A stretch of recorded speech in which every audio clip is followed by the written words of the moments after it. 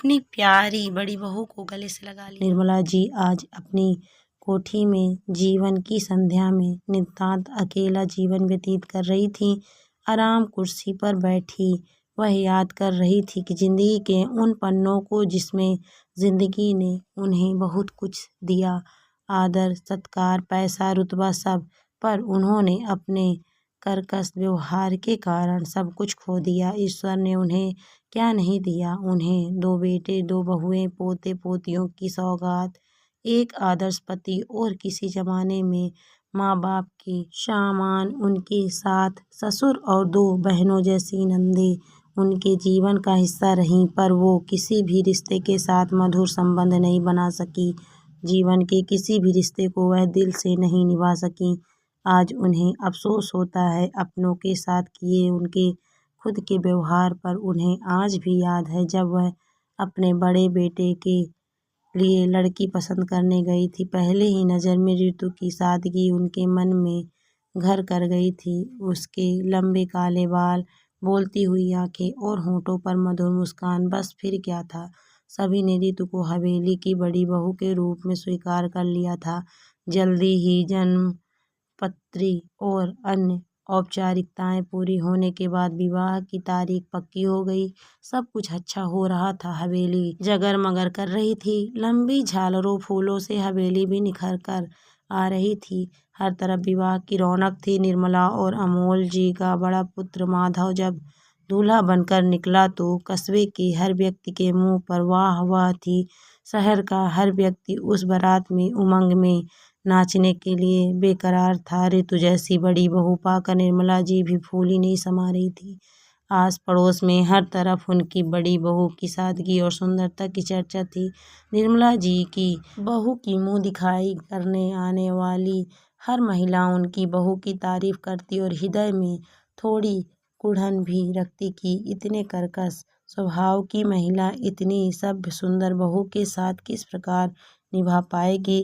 निर्मला जी की खुद की सास पार्वती जी भी पोते की शादी का अरमान न जाने कब से सजाए बैठी थी। आज हवेली की बड़ी पोत बहू को पाकर निहाल हुई जा रही थी। ढेर सारे पैसे न्यौछावर कर उन्होंने अपनी बड़ी बहू पर उतार कर काम वाली को दे दिए। उधर निर्मला जी की दोनों नंदे भी अपने भैया भाभी से कहने लगी, भैया बहुत सुंदर और सुशील बहू आई है हमारे माधव की। अपनी भाभी के व्यवहार को सोचते हुए उन्होंने कहा, देखना कुछ समय जरूर देना बड़ी बहू को हवेली के तौर तरीकों को समझने के लिए। लेकिन निर्मला जी को अपनी नंदों का सुझाव पसंद नहीं आया। उधर ऋतु ने भी जल्दी ही अपने सौम्य स्वभाव से घर के छोटे से लेकर बड़ों तक के दिल में अपनी जगह बना ली थी। हवेली के नौकर चाकर भी अब निर्मला जी को आवाज न देकर किसी भी काम के लिए बड़ी बहू को ही आवाज लगाते। धीरे धीरे निर्मला जी को अपना आसन डोलता नजर आने लगा। उन्हें लगा कि कहीं मेरा दर्जा इस घर में दोयम दर्जे का ना हो जाए। उनके पति, दोनों बेटे छोटे छोटे काम, चाय नाश्ते के लिए बड़ी बहू पर ही आश्रित होते चले गए। ऋतु भी कभी किसी काम को मना ना करती, हर काम खुशी खुशी करती। निर्मला जी थोड़ी काम काज में सुस्त थी, लेकिन फिर भी चाहती थी काम चाहे बड़ी बहू करे, पर घर का पत्ता भी उनकी इजाज़त से ही सांस ले।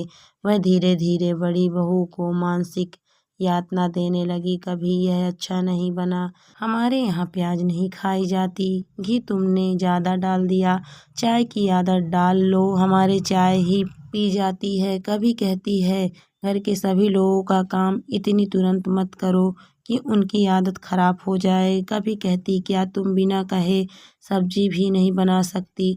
हर बात पर उनकी ही चट होती है और उनकी ही पट। बेचारी बड़ी बहू उनका व्यवहार समझ ही नहीं पा रही थी, पर शिकायत करती तो किससे। एक चक्रव्यूह में जैसे फंसती जा रही थी। उम्र ही क्या थी, सिर्फ 21 वर्ष की ही तो थी। भरे पूरे घर से आई थी, पर मायके में इस तरह का व्यवहार किसी का नहीं देखा। ऊपर से जल्द ही नन्हे मेहमान के आने की खबर घर में फैल गई। घर भर में खुशियां छा गई, पर बड़ी बहू ना तो खुद को संभाल पा रही थी, ना ही अपनी सास को समझ पा रही थी। उधर निर्मला जी के पति ने एक कोठी तैयार कराई थी जिसमें वह सहपरिवार जाकर बसना चाहते थे, पर निर्मला जी अपनी सास को अपने साथ नहीं ले जाना चाहती थी। उन्होंने धीरे धीरे मन में प्लान बनाना शुरू किया। वह पूरा दिन बातों का बतंगड़ बनाती रहती। कभी कहती मेरा चांदी का सिक्का खो गया है, किसने लिया होगा। कभी कहती तुमने पूरे घर में पोछा लगाना चाहिए जिससे बच्चा नॉर्मल डिलीवरी से हो। बेचारी रितु आत्मविश्वास खोती जा रही थी। उसके ससुर और पति भी क्लेश के डर से कुछ न कह पाते। शिकायत बहुत थी पर स्वभाव नहीं था उसका शिकायत करने का, तो सहती गई। कभी कभी देवर ही कहता कि आप भी ना माँ भाभी को बेवजह परेशान करना बंद करो, तो इस पर भी निर्मला जी कहती चुप रहा कर, भाभी के ही हिदायती आने दे तेरी बहू को, उसकी भी ऐसी ही क्लास लूंगी। धीरे धीरे समय बीता। नन्हे मुन्ने का जन्म हुआ। घर में एक बार फिर से खुशियों का माहौल था, पर निर्मला जी ने जल्द ही यह ऐलान कर दिया कि वह अपने पति अपने छोटे बेटे के साथ जाकर नई कोठी में रहेंगी। बड़ा बेटा, उनकी सास और उनकी बड़ी बहू इस हवेली में ही रहेंगे। वो तो बस अपनी जिम्मेदारी बड़ी बहू के ऊपर छोड़कर ऐश से जीवन जीना चाहती थी। कोई कुछ न बोला, सब कुछ उनके मन मुताबिक होता चला गया। करीब 8 साल बाद उनके छोटे बेटे का विवाह हुआ। छोटी बहू जल्द ही निर्मला जी का व्यवहार समझ गई।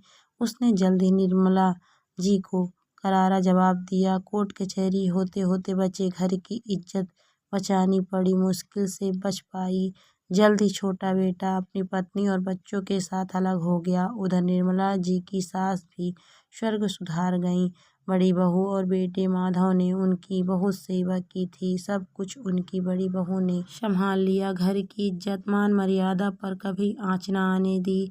अब माधव और बड़ी बहू पर अपनी दादी और पूर्वजों का ही आशीर्वाद समझो कि बच्चे पढ़ लिख कर अपने पैरों पर खड़े थे। अब उधर अमोल जी भी इस नीरस जीवन से ऊब चुके थे। उनका अकेलेपन में मन नहीं लगता। वह पोते पोतियों के साथ रहना चाहते थे, पर अपनी पत्नी की जिद के आगे वे बेबस थे। अमोल जी अपनी पत्नी को अक्सर समझाते कि देख, इन संसार में कोई साथ में नहीं आया है। कभी तू यदि पहले गई तो मैं अकेला रह जाऊंगा, या मैं पहले गया तो तू अकेले रह जाएगी। इसलिए समय से ही अपनी गलती को सुधारना चाहिए। हमें हमारे बच्चों के साथ रहना चाहिए।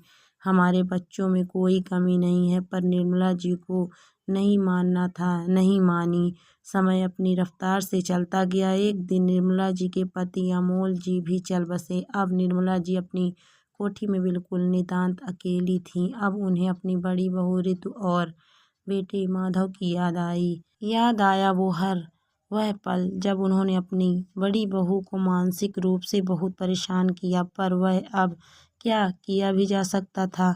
जब चिड़िया चुग गई खेत, तभी दरवाजे की घंटी बजती है। उनकी बड़ी बहू रितु और बड़ा बेटा माधव उन्हें हवेली में ले जाने आए थे। उनकी आंखों में आंसू झरने लगे।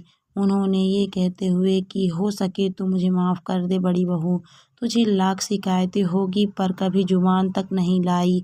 मैं ही पागल थी, हीरे को समझ ना पाई और पूरी ज़िंदगी अपनी कोयले जैसे अंधेरे में काट दी। अपनी प्यारी बड़ी बहू को सीने से लगा लिया। सारे गिले शिकवे शिकायतें आज दूर हो चुकी थी और आज ही वास्तव में उसे बड़ी बहू का दर्जा मिला था। दोस्तों, कहानी आपको कैसी लगी कमेंट करके ज़रूर बताइए। कहानी अच्छी लगी तो वीडियो को लाइक शेयर करें। अगर आप मेरे चैनल पर नए हैं तो प्लीज़ मेरे चैनल को सब्सक्राइब भी करें। Thank you for watching my video.